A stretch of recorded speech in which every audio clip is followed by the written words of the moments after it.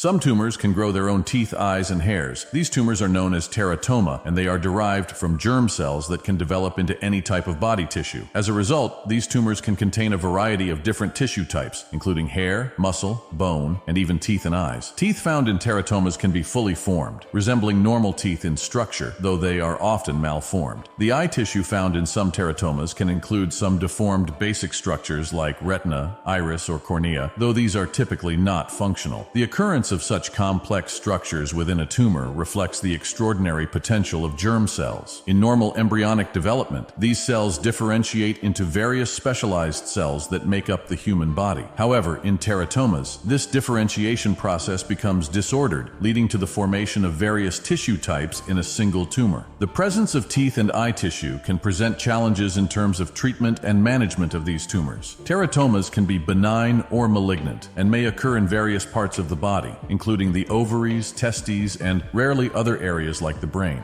Their treatment depends on the location, size, and stage of the tumor and may involve surgical removal and, in some cases, chemotherapy or radiation therapy. There are two types of teratomas: mature teratomas, which are generally benign and most common during reproductive years, and immature teratoma, which are cancerous and predominantly found in children. An organ believed to be useless by doctors might actually fight cancer. The thymus gland, which is a small fatty organ behind the sternum, is often removed by doctors due to the assumption of its useless in adult life. However, a recent study found that adults who had their thymus removed faced an increased risk of death from various causes and were more likely to develop cancer. While the study's observational nature doesn't confirm the thymus removal as the direct cause of these risks, it raises concerns about the gland's importance. In children, the thymus is essential for immune system development, particularly in generating T cells which fight germs and disease. Children who had their thymus removed show weaker responses to vaccines. Although the thymus reduces its T cell production and shrinks by puberty, its removal during cardiothoracic surgery for conditions like heart disease or thymus cancer was previously considered harmless. According to the study, patients who had their thymus removed were nearly twice as likely to die within 5 years and had a doubled risk of developing cancer, often more aggressive and recurring compared to those who retained their thymus. The exact reasons for these associations are unclear, but researchers speculate that thymus removal disrupts the adult immune system's functioning. Patients who had their thymus gland removed also showed less diverse T cell receptors, potentially contributing to cancer or autoimmune diseases post-surgery. The study challenges the notion that the thymus gland isn't necessary for long-term health. Colon cancer is affecting more younger men and women than ever before. A recent report reveals a rise in colorectal cancer among younger adults, particularly those in their 30s and 40s. Previously, the disease mostly affected the elderly. However, it has recently emerged as the deadliest cancer for men under 50 and the second deadliest for women in the same age bracket, surpassing previous leading causes. While the percentage of new cancer cases in those 65 and older has slightly decreased, diagnoses in adults aged 50 to 64 have risen. It's still unclear why this is happening, but some researchers attribute it to obesity rates, sedentary lifestyles, and poor diets. Colon or colorectal cancer is a type of cancer that begins in the large intestine, which is the final part of the digestive tract. The disease usually starts as small, non-cancerous clumps of cells known as polyps that form inside the colon. Over time, some of these polyps can transform into colon cancers. Polyps are often small and produce few symptoms, which is why doctors recommend regular screening tests to detect and remove them before they develop into cancer. Many individuals with colon cancer do not experience symptoms in the early stages. When symptoms do occur, they can include a persistent change in bowel habits, such as diarrhea or constipation, a change in stool consistency, rectal bleeding, abdominal discomfort, fatigue, and unexplained weight loss. Early detection and treatment of colorectal cancer can prevent death.